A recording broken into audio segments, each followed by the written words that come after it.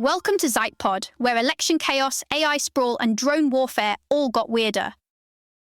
Today's mood is, what if democracy, markets, and global shipping were all being run by people who absolutely should not have admin access?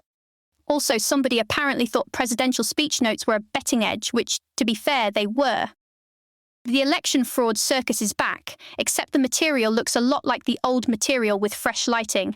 Trump kept repeating the greatest hits: voting machine plots, non-citizen voting claims, burn bags, all the stuff that's been argued over for years without new verifiable proof that votes were changed in 2020. That's why some networks wouldn't even air parts of it in prime time, and why officials kept pointing back to the same bottom line. US intelligence and election officials have said this is mostly a rehash, and a 2021 DNI assessment found no evidence the outcome was altered. At the same time, there is a real data story here, just not the one people keep yelling about. US intelligence says China amassed more than 220 million US voter records, mostly by scraping public registration data, like names, addresses, phone numbers, and party affiliation. That is huge, creepy, and useful for influence operations. But experts made the distinction pretty clearly. Having the voter roll is like having the class roster. It does not mean you own the ballot box. And then you get the Save America Act politics layered on top, with proof of citizenship rules, universal in-person voter ID, and criminal penalties for some election worker mistakes. Supporters call it integrity. Critics see wrongful purges and disenfranchisement, especially when big, scary numbers about non-citizens on the rolls get floated without convincing method behind them. This is the pattern now. A real vulnerability shows up. Then it gets remixed into a much broader story that often outruns the evidence. The most absurd market story of the week might be the teleprompter operator allegedly betting 90 to 100 grand on specific words in presidential speeches through Kalshi. That triggered a CFTC probe, account freezes, and the kind of insider trading alarm that really does not require a PhD to understand. If you know the words before the country hears the words, maybe you should not be gambling on the words. Prediction markets are now running into a very modern problem. Campaign staffers, insiders, online accounts, on-chain bets, and regulators trying to catch up while the whole thing moves at internet speed. And somehow that wasn't the only pay-to-play speech story. Trump Media announced it would sell near real-time truth social feeds to Wall Street clients, offering millisecond advantages on market-moving posts. Traders said those milliseconds could be worth millions, which is exactly why people immediately started asking whether monetizing presidential statements like a premium market data feed is wildly unethical, legally risky, or both. The phrase here is not subtle. It sounds like presidential speech as a latency product. Meanwhile, the Justice Department issued grand jury subpoenas to New York Times reporters over Air Force One safety reporting and delivered them to their homes. That is an unusually aggressive move in a leak investigation, especially because reporters are supposed to be a last resort, not the first dramatic gesture.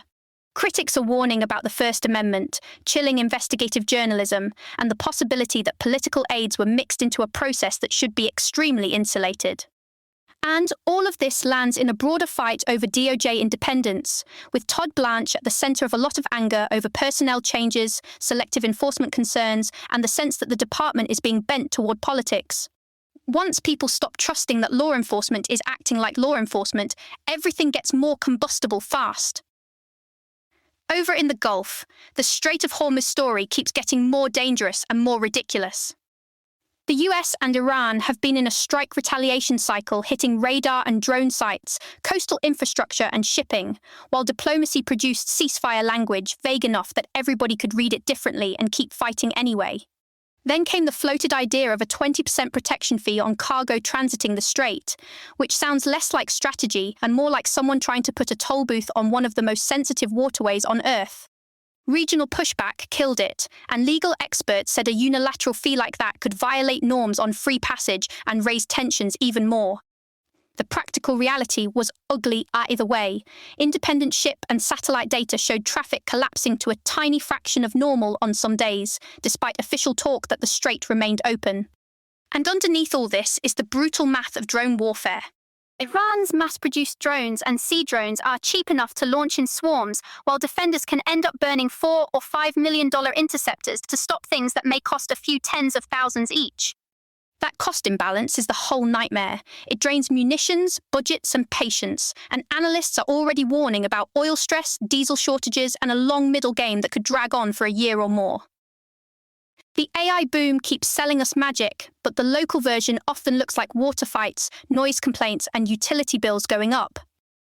Hyperscale data centers are putting massive pressure on electricity and water supplies, with reports of single sites using millions to tens of millions of gallons a day. Residents are dealing with groundwater worries, runoff concerns, constant noise, and the feeling that giant projects are being arranged behind closed doors through NDAs before the public even knows what is happening. That secrecy is a huge part of why people are getting angrier. If a project is wonderful for the community, maybe don't introduce it like a spy thriller. The interesting twist is that grassroots organizing has actually been winning door-to-door campaigns, local parents, public complaint registries, referendums, media pressure. Some of these groups have stalled or killed projects and even secured bans. That matters because the economics are already looking less frictionless than the hype deck suggests. Compute costs are climbing, token spending is exploding, and the downstream productivity gains people keep citing are still pretty modest. So, the question gets sharper. If the business case is still being argued, why are neighborhoods being asked to absorb the water draw, the grid strain, and the secrecy premium right now? A lot of the week's most important stories are also the least glamorous. Canadian wildfires pushed huge smoke plumes across the US, with hazardous air quality in some places, and the now familiar experience of checking the sky and wondering why the sun looks filtered through a campfire. It's not just miserable, it's a public health problem layered on top of heat, hospital strain, and the fact that more populated parts of the US are now getting hit by these smoke events. Then there's food. Grocery prices are still way up from 2020, with some items getting especially ridiculous, and people are coping by switching stores, concentrating purchases, and rationing basics. When supply chains are fragile and entire sectors are highly concentrated, every shock turns into a chance for households to pay more and feel gaslit about it. That may be the quiet theme underneath half these stories. The system keeps insisting it's functioning, while regular people are very obviously paying the stress surcharge. That's it for today from Zeitpod. If somebody tries to sell you a premium feed of democracy, maybe ask who gets the millisecond and who gets the bill. Talk soon. This episode was generated by Podkey. Create your own at podkey.fm.